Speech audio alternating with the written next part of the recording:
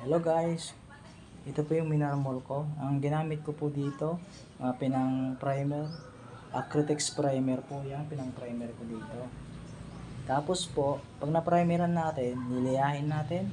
Tapos babatakan po natin Acrytex Cast. Acrytex Cast po yung masilya po natin dito. Pagkatapos po ng tatlong batak ng Acrytex Cast, Acrytex Gloss po natin siya. Yun yung pong body po niya. Pag natapos po natin yung Acrytex Gloss, saka po natin liliyahin ng pino, saka natin titirahin yung design ng yung lubid. Ang pang design po natin doon ay acrylic gloss naman po, acrylic gloss. Tirahan natin. Pagkatapos po natin na designan ng dalawang klase po ng gray, light at dark, sunod po natin yung top coat niya.